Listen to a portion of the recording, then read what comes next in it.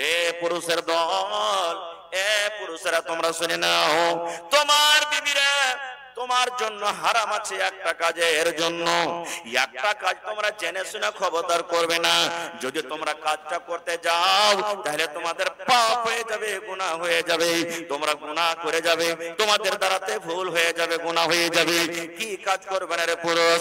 আল্লাহ রাসূল বলেছেন, পুরুষ রে, যখন তোমাদের স্ত্রীদের এমসি হবে, হায়েজ হবে, মাসিক হবে, তখন খবরদার খবরদার তোমার স্ত্রীর সাথে তুমি মিলন করিও না, তার সাথে হামবিস্তারি করিও না, তার সাথে তুমি জিমা করিও না, তার সাথে তুমি সহবাস করিও না। তুমি গায়ে গা মিলিয়ে তুমি ঘুমাতে পাবে, শুতে পাবে, কিন্তু একটাই কাজ থেকে তোমাকে শুধু বারণ করলাম, সেটা হলো তোমার স্ত্রীর সাথে তুমি মিলন করবে না। একজন সাহাবী এসে বলছেন, আল্লাহ রাসূল আমাকে একটা সওয়ারি দিবেন না, আমি যার পরে সওয়ার হব। আল্লাহ রাসূল একটা সাহাবীকে বলছেন, যাও যে উটের বাচ্চা গেল একটা দিয়ে দাও। আল্লাহ রাসূল মজাক করছেন, একটা উটের বাচ্চা দিয়ে দাও। তখন সে সাহাবী বলছেন, হুজুর আমি আপনার কাছে সওয়ারি চাচ্ছি, বড় উট চাচ্ছি, আর আপনি আমাকে উটের বাচ্চা দিবেন, উটের বাচ্চাতে কি করব আমি নিয়ে? আল্লাহ রাসূল হাসছেন, বলছেন যে আরে পাগল, যে উটের বাচ্চাটা তোমাকে দিব ও তো বড় হয়েছে, ও তো একদিন কাহরির বাচ্চা ছিল, এই জন্য তো আমি বললাম যে উটের বাচ্চাটাকে দিয়ে দাও গা। এগুলা হলো মজাক। আর আমাদের মজাক তো কোন আইল কি আর নাচ বাঘা নেই। সুবহানাল্লাহ। খায়ের যা হোক, আমি ওদিকে যাব না ভাই। ভাইরে, আজকে আমি আপনাদের সামনে যে বিষয়টি নিয়ে আলোচনা করেছি, যে এই জমিনে পৃথিবীতে আমরা মুসলমান যারা ইসলাম মানে না, বুঝে না, জানে না, তারা তো বলে আমরা মুসলমানও বলি যে আল্লাহ তাবারাক ওয়া তাআলা এই পৃথিবীতে মেয়েদের কোনো মান সম্মান দেয়নি, বেটির কোনো মান সম্মান দেয়নি। তো মেয়েদের মান সম্মান শরীয়ত কতখানি দিয়েছে, আজকে আপনাদের সামনে দু চারটা কথা বলবো। তার আগে একটা প্রশ্ন করি, এই জমিনের উপরে বর্তমান যুগে সব থেকে সস্তা জিনিস যার কোনো মূল্য নেই, বলেন তো আপনারা কে? বলতে পারবেন না?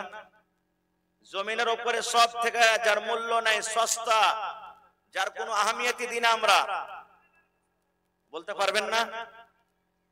আচ্ছা ভাই, আপনারা কেউ বলবেন হয় যে বললাম যে নুন হবে, লবণ, নুন তো কম করে সস্তা গেল 10 টাকা নিচ পাবেন না, 10 টাকা কেজি নাকি?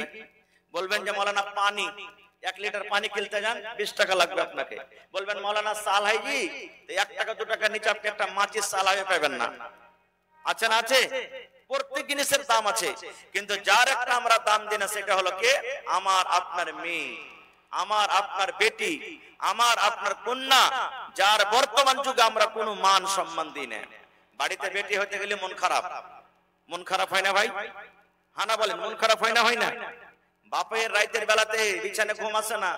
এই মজলিসে কত আমার মা, কত ভাই আছেন, বেটি সাবালিকা হয়ে গেছে, যুগের কারণে, সমাজের কারণে, আমাদের কারণে, আল্লাহুস সামাদ দিন না মানার কারণে, নবী না মানার কারণে আজকে ওই বাবার মায়ের রাতের বেলাতে ঘুম আসে না। আল্লাহ রে, কেমন করে আমি আমার মেয়ের বিবাহ দেব? আল্লাহুস সামাদ। কত বাপ এমন আছেন, টাকা নিয়ে বসে আছেন, 2 লক্ষ 3 লক্ষ 5 লক্ষ টাকা নিয়ে বসে আছেন দেওয়ার জন্য, যেগুলা শরীয়তে জায়েজ নাই, তবে তার বাড়িতে রিশতা আসে না। কেন? আমরা মান সম্মান নিজে হারিয়ে দিয়েছি। কেমন করে মান সম্মান হারালছি? আমরা মুসলমান হয়ে মান সম্মান হারালছি, ইসলাম তার মান সম্মান দিয়েছেন। কোরআন মাজিদে কত সূরা আছে ভাই বলেন তো একটু আপনারা? 114। মুখে যদি খানি টানি থাকে ভাই, একটু পায়ের তলাতে ফেলে আমার সাথে কথা বলেন। কোরআন মাজিদে 114 সূরা আছে। 114টা সূরার মধ্যে কোরআন মাজিদে একটা সূরার নাম আছে সূরাতুন নিসা। দেখবেন, সূরাতুন নিসা, নিসা মানে মহিলা, নিসা মানে আওরাত, নিসা মানে নারী। আল্লাহ তাবারাক ওয়া তাআলা মা খালাদের দাম, মান সম্মান এত বাড়িয়ে দিয়েছেন যে তাদের নামে একটা কোরআনে সূরা দিয়েছেন সূরাতুন নিসা, কিন্তু সূরাতুর রিজাল বলে কোনটি কোরআনে সূরা পাবেন না আপনি। কত আল্লাহ মান সম্মান দিলেন। এই মান সম্মান থেকে যথেষ্ট যে তাদের নামে আল্লাহ একটা সূরা দিয়ে দিয়েছেন। জি, এটা কোনো ছোট মোটো কথা? আল্লাহুস সামাদ। ভাই আমার, আল্লাহর নবী সাল্লাল্লাহু আলাইহি সাল্লাম যখন নবী হলেন, আল্লাহুস সামাদ, ইহুদিরা, সাহাবায়ে কেরাম এসে নবীর সামনে শিকায়ত করলেন ইহুদিদের, কি আল্লাহ রাসূল একটা কথা বলবো আপনার সামনে। আল্লাহ রাসূল বলছেন, কি রে বাবা? বলছে যে আমাদের আশেপাশে যে ইহুদিরা আছে, ওরকে স্ত্রীর যখন হাইজ মাসিক হয়, স্ত্রীর যখন মাহিনা হয়, হাইজ মাসিক হয়, তখন ওকে বিছানে শুতে দেয় না, ওর বিছানটাকে আলাদা করে দেয়, ওর হাতের খাই না, ওর রান্না বান্না খাই না, ওর কাপড় সাফ করা লাই না, আর ওকে বিছানো পাঞ্জরে ঘুমাইতে লাই না। বলছে যে তুই জয়দিন না পাক হয়ে থাকবি, তুই আলাদা হয়ে থাক, তুই এখন না পাক হয়ে আছিস, তোর মতন স্ত্রীকে বিছানে শুতে লিব না।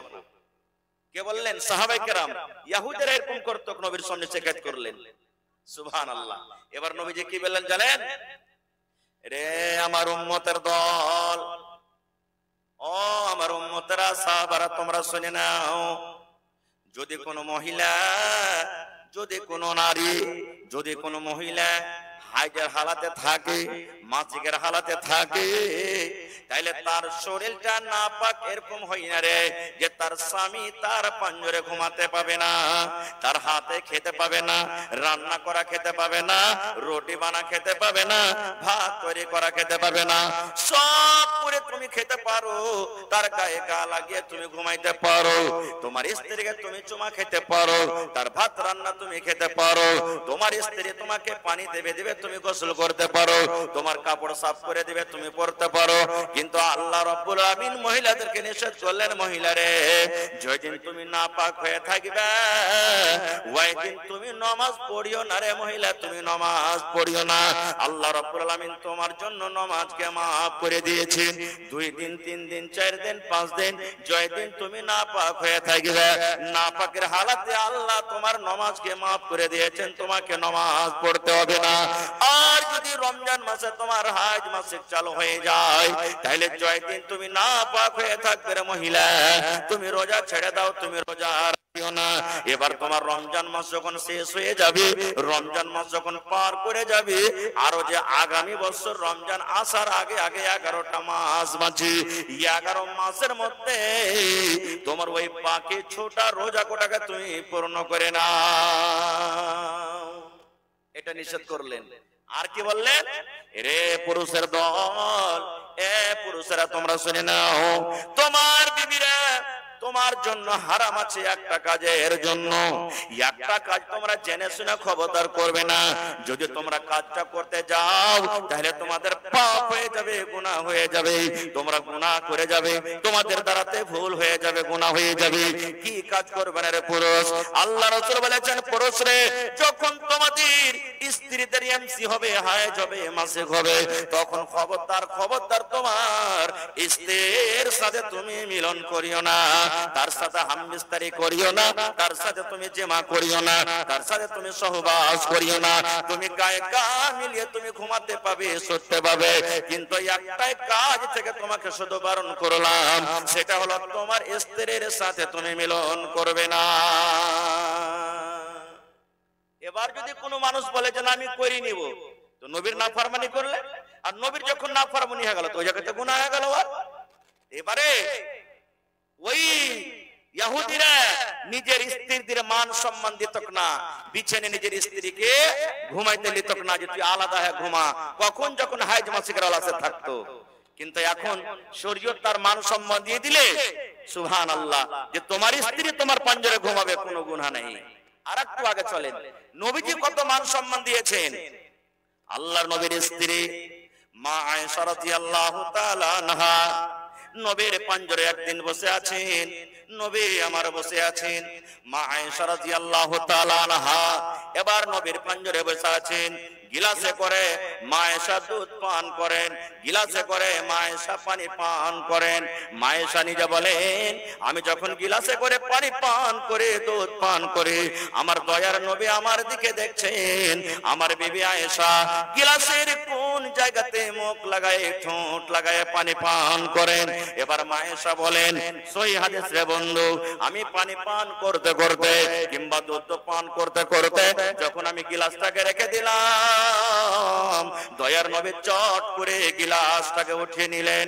মা আয়েশা বলেন, যেই জায়গাতে গিলাসের আমি মুখ লাগাই, ঠোঁট লাগাই পানি পান করলাম, দয়ার নবী ওই জায়গাতে মুখ লাগাই, ঠোঁট লাগাই পানি পান করলেন। শুধু তা নয়, মা আয়েশা বলেন, আমি হাড্ডি চুষে চুষে খাই কিংবা আমি গোশত ছিঁড়ে ছিঁড়ে খাই, আমার নবী আমার দিকে দেখেন, আমার বিবি আয়েশা এই গোশতের কোন জায়গাতে মুখ লাগায় কামড় দেয়, হাড্ডিতে কোন জায়গাতে দাঁত লাগায়। মা আয়েশা বলেন, গোশত খেতে খেতে খেতে যখন আমি থালাটা রেখে দিলাম, পেস্টটাকে যখন থালাতে রেখে দিলাম, নবীজি আমার চট করে পেস্টটাকে উঠিয়ে নিলেন। আমি আয়েশা যেই জায়গাতে আমি মুখ লাগাইয়ে দাঁত লাগাইয়ে কামড় দিলাম, আমার দয়ার নবী আমার ওই মুখ লাগা জায়গাতে মুখ লাগাইয়ে দাঁত লাগাইয়ে কামড় দিলেন। এবার শেষে মা আয়েশা কি বলছেন, আমি ওই অবস্থাতে ছিলাম যখন আমার মাসিক হচ্ছিল, হাইজ হচ্ছিল। নবীজি এখানেও মা খালাদের সম্মান বাড়িয়ে দিলেন। যে ইহুদিরা নিজের স্ত্রীকে ঘুমাইতে দিত না হাইজার হালাতে, নবীজি তার মুখের খেলে। হায়রে আল্লাহ, কেমন মহব্বত ভালোবাসা জি ভাই। আর আমাদের মহব্বত ভালোবাসা কি জানেন, কোন ভাই যদি ভাত খাইতে বেঁচেছে, রুটি খাইতে বেঁচেছে, তরকারি খেয়েছে, খাইতে খাইতে চাইটি ভাত যদি বেশি হয়ে যায়, আর ওর স্ত্রী করে রে হালে আমার মা ভাত কটা খেতে পারলাম না, তুই খেয়ে লাগা। তো মা খালারা কি জবাব দিবেন, হ্যাঁ তোমার পোঁটা পোড়া ভাত খেতে যাচ্ছি আমি, হ্যাঁ আমার কিছু নাই। ওর বেটারকে কবে যা রে হতলা যা দিয়ে দেখা, 6 টাকা দিয়ে দেখা, যা যা দিয়ে দেখা, ওর মুখের কিন্তু খাইবে না। এই তো আমাদের মহব্বত ভালোবাসা।